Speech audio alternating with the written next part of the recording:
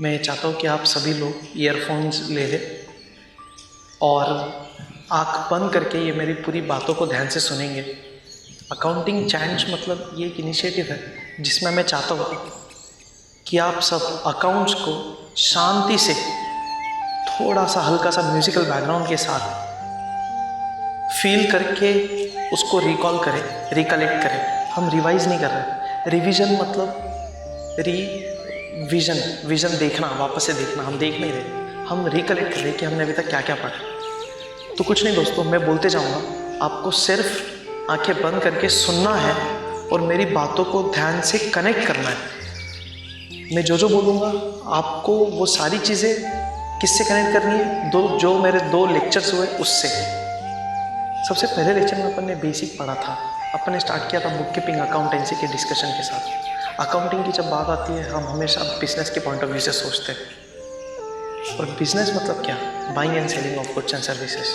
हर एक business organisation अपने goods को बेचना चाहता है, क्योंकि जब तक गुड्स बेचेगा नहीं मुनाफा नहीं होगा। जो बिजनेस की बुनियाद है वो गुड्स बेचने से ही होती है। हालांकि बिजनेस मतलब बाइंग एंड सेलिंग दोनों है, बट बाइंग जितना महत्वपूर्ण है उससे ज़्यादा इम्पोर्टेंट, उससे ज़्यादा महत्वपूर्ण, उससे ज़्यादा मेजर क्रूशल रोल है सेलिंग का। तो गुड्स बेचना भी उतना इम्पोर्टेंट है। तो जब बेचने की बात आती है हम गुड्स 2 तरीके से बेचते हैं, कैश में और उधार में। हम जब कैश में गुड्स बेचते हैं तो कोई चिंता नहीं होती है, क्योंकि हम जब गुड्स बेचते हैं तुरंत पैसा आ जाता है। बट जब उधार में गुड्स बेचे जाते हैं तो चिंता ये होती है कि जो मैंने गुड्स बेचा है उधार में आज, उसका पैसा कुछ टाइम बाद आएगा या नहीं आएगा। और उस चिंता को दूर करने के लिए हम क्या करते हैं? हम एक रिटर्न प्रॉमिस बनाते हैं। हम सामने वाले से एक वादा लेते हैं कि भाई तू वादा कर कि तू पैसा देगा। अब ओरल वादे का तो कोई हिसाब ही नहीं है। बोलते हैं ना, शादी करते वक्त भी इंसान मैरिज सर्टिफिकेट बनाता है। क्यों?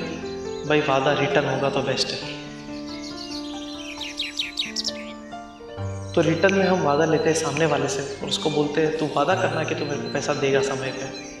और हम उसको नहीं बोलते कि तू ये लिख, हम खुद लिख के उसके पास भेजते हैं। उसको बोलते हैं तू सिर्फ साइन करके मेरे पास भेज देना उस कागज़ के टुकड़े को। जब वो कागज़ का टुकड़ा साइन होकर मेरे पास आता है तब वो बन जाता है मेरा bills of exchange. Bills of exchange यानी कि ये वादा है, ये प्रॉमिस है that you are going to pay me the amount for the exchange of goods which I had delivered to you.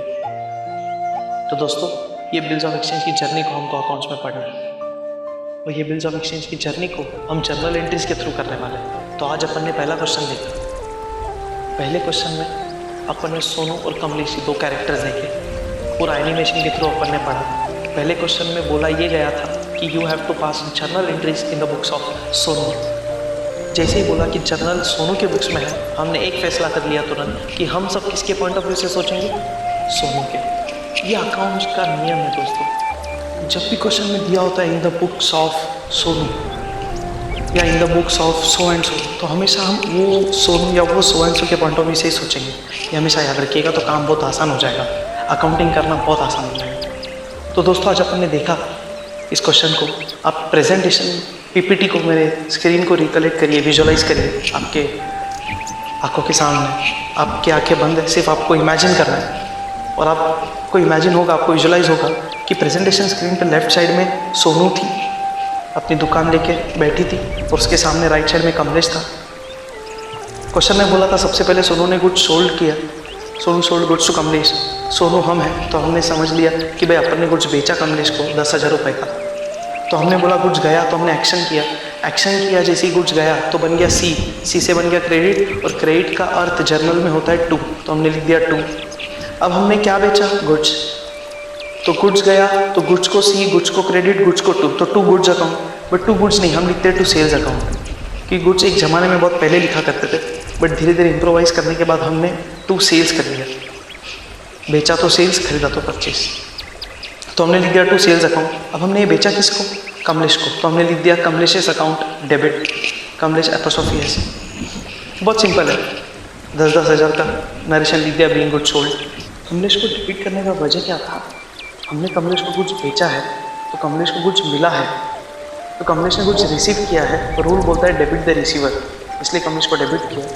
आप देख सकते हो अपन ने सेल्स को क्रेडिट किया, रूल के अकॉर्डिंग जाए तो हमने कुछ बेचा है तो कुछ गया है। रियल अकाउंट का रूल बोलता है credit what goes out, goods are going out, so we are crediting goods account, I mean sales account. दोस्तों आप देख सकते हो हम बिना रूल्स के एंट्री कर रहे हैं, एक्शन से एंट्री कर रहे हैं, एनिमेशन से कर रहे हैं, स्टोरी से कर रहे हैं। मैं चाहता हूँ आपको मैं यही चाहता हूँ कि आप इसी तरह से अकाउंटिंग करें।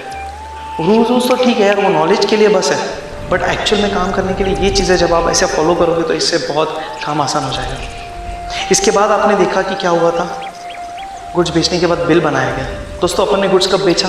आज। अपने को पैसा कब आने वाला है? 2 महीने के बाद। हमें चिंता क्या है कि 2 महीने बाद ये पैसा आएगा या नहीं आएगा। उस चिंता को कम करने के लिए हमने एक वादा मांगा कमलेश से। हमने बोला ये भाई तू वादा कर कि तू हमको 2 महीने बाद हमारा 10,000 रुपया देगा ही देगा। इसलिए हमने एक कागज़ टुकड़े पे लिख दिया और उसके पास भेज दिया। उसने किया साइन, जैसे ही वो साइन किया बन गया बिल्स ऑफ एक्सचेंज। अब हमने वो बिल मांग लिया, हमने बोला भाई बिल मेरे को दे दे, 2 महीने बाद मैं दे के पैसा ले लूँगा। तो जैसे ही उसने साइन किया बिल बन गया। अब बिल बन के हमारे पास आया, तो मैंने क्या किया एक्शन से, फिर बिल आया जैसे ही बोला एक्शन किया तो बन गया डी से डेबिट, तो डेबिट लिख दिया जर्नल एंट्री में डेबिट। अब डेबिट किसको? जो आया उसको। क्या आया भाई? बिल आया बन के, तो बिल को डेबिट। हमारे लिए बिल का नाम क्या? हमारे लिए मतलब सोनू के लिए बिल का नाम क्या? बिल्स रिसीवेबल अकाउंट, क्योंकि हमको इस बिल के बदले पैसा आने वाला है। आने वाला है तो रिसीव होने वाला है, रिसीवेबल। तो हमने लिख दिया बिल्स रिसीवेबल अकाउंट डेबिट 10,000 रुपये का। ये बिल दिया किसने हमको? कमलेश ने। तो टू कमलेश अकाउंट, बात खत्म। कमलेश इज गिवर तो क्रेडिट द गिवर। कमलेश ने बिल दिया, नरेशन लिख दिया बिल ड्रॉन। इसके बाद हमने 2 महीने का इंतज़ार किया और 2 महीने बाद हमने ये बिल ले जाके कमलेश को दिया और बोला भाई बदले में मेरा पैसा दे दे, और उसने मुझे पैसा दे दिया। तो कहानी ख़त्म हो गई। दोस्तों जब हम ड्यू डेट पे सामने वाले को बिल दे रहे हैं और हमको हमारा पैसा मिल रहा है, तो सामने वाला अपना ड्यूटी निभा रहा है पैसा पे करके।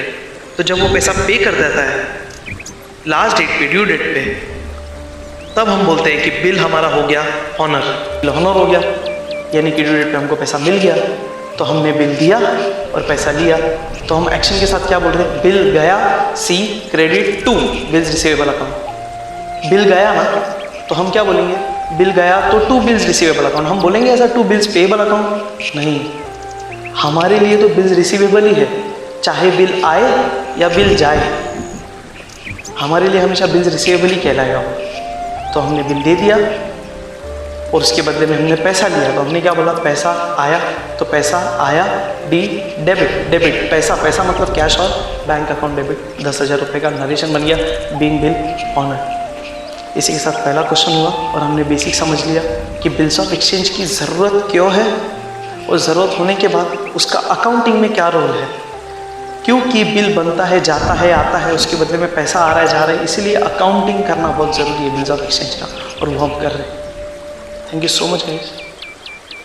ऐसे अकाउंटिंग चैनल्स को आप सुनते रहिए, और मैं चाहता हूँ कि बाकी सब्जेक्ट के भी इसी प्रकार से रिकॉल आप स्वयं करें, इससे बहुत फ़ायदा होगा और एक अच्छा बेस बनने में कामयाबी होगी। दोस्तों मेरा एक ही मकसद है, मैं चाहता हूँ कि हम अपने टाइम को वाइजली स्मार्ट तरीके से यूटिलाइज़ करें ताकि हम कुछ अच्छा कर पाए हमारी लाइफ में। That's it, thank you, take care, have a great night.